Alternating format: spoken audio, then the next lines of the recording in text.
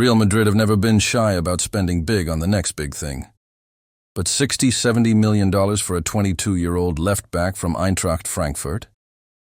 That's the figure being floated for Nathaniel Brown in the summer of 2026. So let's break it down. Is this a calculated masterstroke, or just another case of Madrid flexing in a position they're already stacked? First, the profile. Nathaniel Brown is 180 meters, left-footed, lightning in transition, and surprisingly complete for his age. This season in the Bundesliga he ranks 94th percentile for progressive carries, 89th percentile for successful take-ons, top 15% among fullbacks for passes into the final third, and crucially, top 8% for tackles, plus interceptions per 90. He's basically a hybrid of Alphonso Davies' explosiveness and David Raum's delivery, but with better defensive timing than both at the same age. Now look at Real Madrid's current left-back depth chart.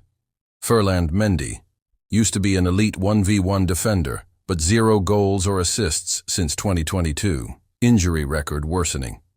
Contract expires 2025. Extension unlikely. So yeah, this is why Madrid are interested in Nathaniel. But Madrid already got 2 more players in that position. Fran García. Rapid, good overlap, but consistently exposed positionally in big matches. So maybe that's the reason. Alex Carreras, 19-year-old La Fabrica gem, but still raw and probably 2 years away from rotation status. He's been doing well, but he did get exposed recently. But yeah, he's always played good against Yamal.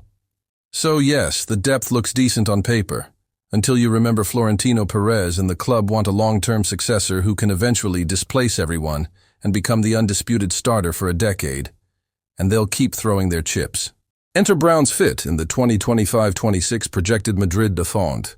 Real Madrid's left flank of the 4-3-3, or 4-4-2 diamond, suddenly looks vulnerable if Vinicius shifts central more often under Xabi Alonso, who, by the way, is reportedly a huge admirer of Brown's pressing triggers and ability to invert into midfield. Tactically, Brown gives options that Mendy never could, and neither do Carreras and Fran. He can carry into half spaces and link with Bellingham or the number 10. He averages 6.2 progressive passes received per 90. That's elite company. His 73% aerial duel success rate would finally solve set-piece vulnerabilities on the left side. The price tag?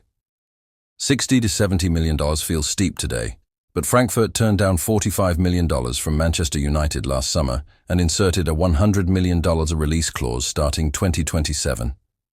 If Brown keeps this trajectory, paying $65 million in 2026 could look like the Camavinga deal does now, an absolute bargain. Yeah, that's another story that Xabi Alonso is hardly playing Camavinga anymore, and there are rumors Liverpool want him. Verdict: this isn't about immediate need. This is Real Madrid doing what they've always done.